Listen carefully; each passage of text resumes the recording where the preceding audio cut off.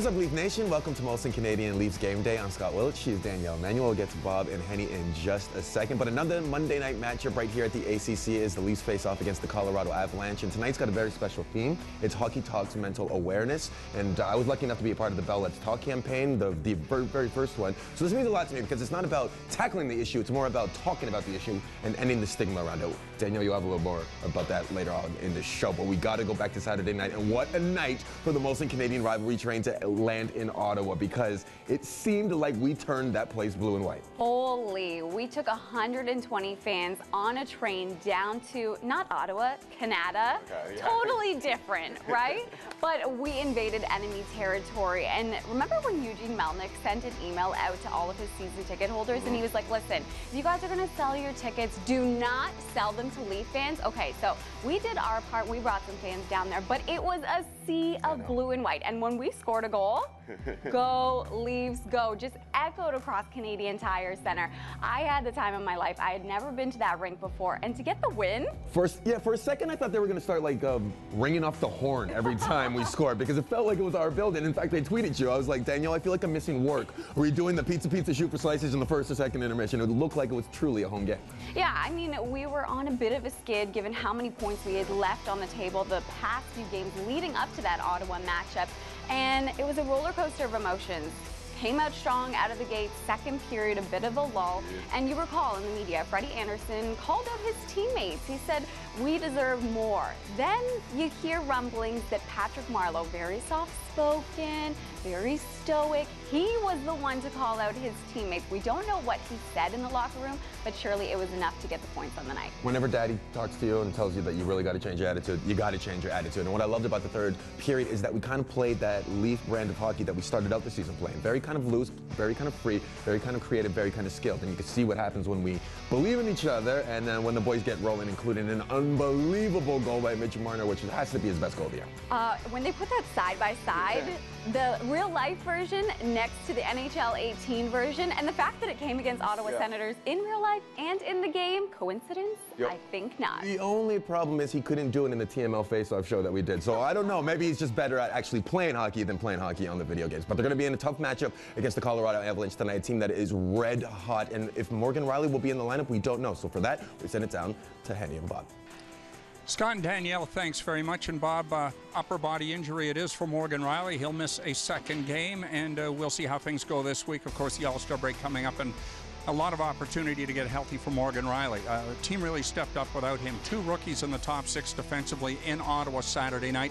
They played well, and as we're going to hear from head coach Mike Babcock, plenty of help from the forwards up front in terms of that baptism under fire. No question about it, but you know what? It's something that sometimes you get thrown into a situation where you haven't been before, and you get the opportunity, and hey, this is fun, and you put a smile on your face and you get back to work, and you get the opportunity to get some extra minutes in some big time pressure situations, and you pull through, and that's exactly what transpired Saturday night with a big victory on the road in Ottawa. Future of the National Hockey League, Bob, as you know, is bright. Some of the great young players in the game shining bright, and we'll see several here tonight, including Nathan MacKinnon. What a year it has been for him, and hard to believe it's been his 5th season in the National Hockey League. You know what, you're right about that, and he had such a terrific rookie campaign, and since then, maybe would have liked to have seen him ascend a little quicker into the sort of superstar status that he's found himself in this year.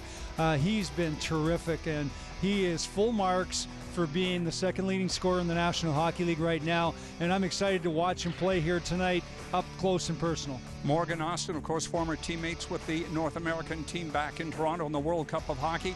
Coming off a great game, well, Mitch Marner scores a goal, and he is tied at least for second in team scoring. He's looking forward to taking on this young upstart team from Colorado here tonight.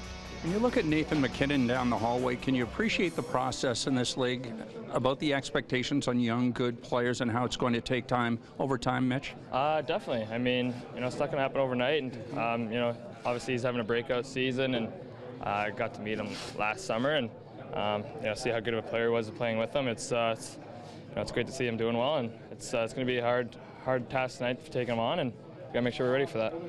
Hazy, after that game in Colorado, when you guys played them there, he said, like, I'm not sure anyone's skating as well as he is in the league. What stood out when you see him doing what he's doing this season? Yeah, I mean, like you said, he's skating very well. He's creating plays. He's getting open, and he's hard to contain. And that's a thing we're going to have to work on tonight, is making sure that we keep him in tight spaces and give him no space. What's the process been like for you, Nathan, to get you to this point in time? Yeah, it's been a tough process. You know, I've had a good first season, I thought, and you know, it's been tough the last 3 years. I think you do a lot of growing as a teenager.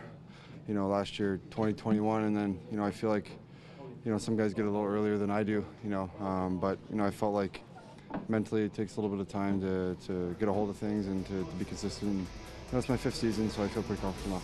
No lineup changes for the Maple Leafs up front nor back here tonight. The sophomores continue to press ahead. Matthews leading the team in scoring with 35 points. Nylander and Marner next with 32 each. On the blue line, Morgan Riley will sit for a 2nd straight game. Levo and Moore are the scratches here tonight. Frederik Andersen will make his 10th consecutive start for the Leafs tonight. Andersen is 5th overall in victories in the National Hockey League with 23. And Jonathan Bernier counters for Colorado in Semyon Varlamov's absence. The super sub has merely won 8 consecutive games, having given up just 2 or fewer goals in 7 of those 8 starts. Game time tonight, 7 o'clock on Sportsnet Ontario. TSN 1050 Toronto has it on radio. Joe and Jim with the call there. Bob and I will be back alongside Scott and Danielle, and that's Molson Canadian Leafs Game Day. That is set to begin at 6. All 4 of us will see you then.